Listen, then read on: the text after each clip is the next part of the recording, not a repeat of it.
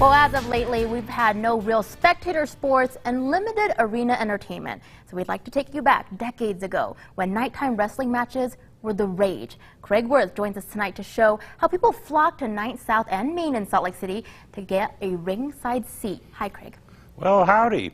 And years ago, an old storyteller friend of mine took me to that corner and talked for an hour about the fights at McCullough's Arena.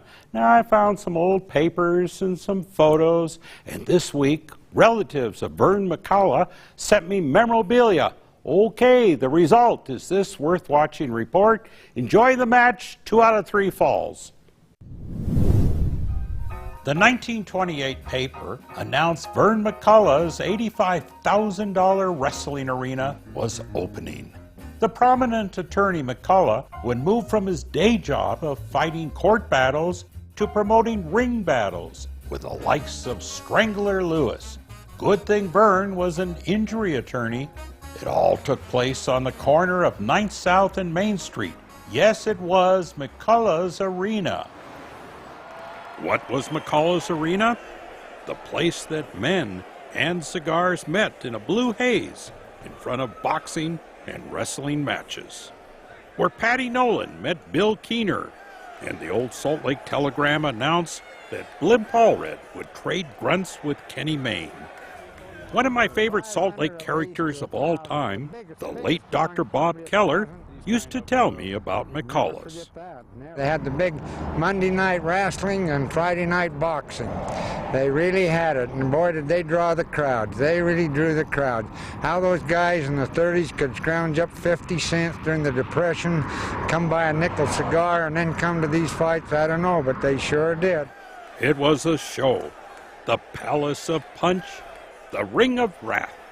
The timekeeper had a big bell on the side of the ring, and he'd take a ball-peen hammer and hit it, and boy, they would come out just like lightning. There wasn't any hesitancy at all, man. They're boom, boom. And if there was a knockdown or a knockout of the ring or a pin, the crowd would go berserk, absolutely berserk, crazy when these things happen. Oh, like the night Hard-Boiled Haggerty won in 1939.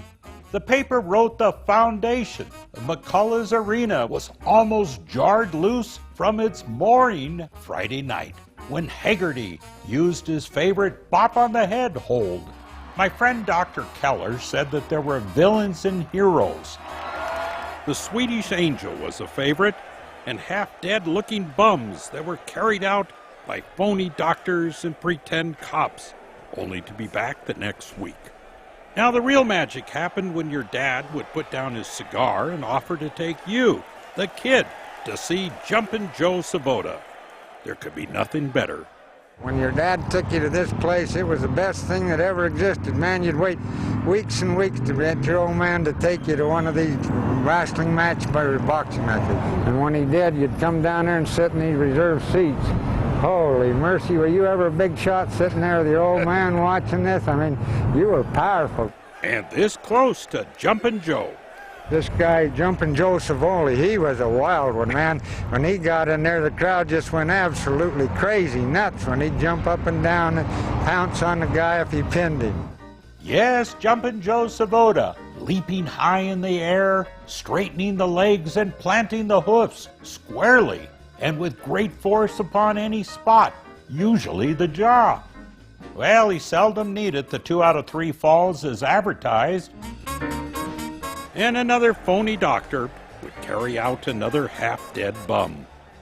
On that day, Dr. Bob Keller's eyes did not see the modern corner of 9th and Main, for in his mind he was looking through the cigar haze at a ring. It was exciting. It was, as kids, you just can't believe how this sticks in your mind after all these 40, 50, 60 years. Well, that great character Bob Keller is gone. So is McCullough's Arena.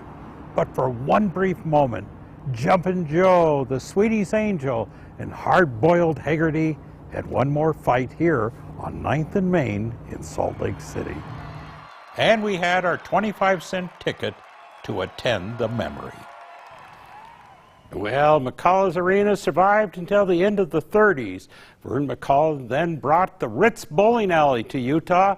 Now, as for the late Dr. Bob, well, he also took me out to the site of the old salt air once.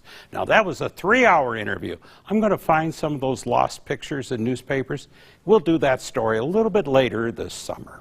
Craig, I always love your reports so much. I grew up on Main Street, had no idea that dealership used to be a boxing ring. Adam, did you know this? I'm learning all there is to know about Salt Lake history because of Craig.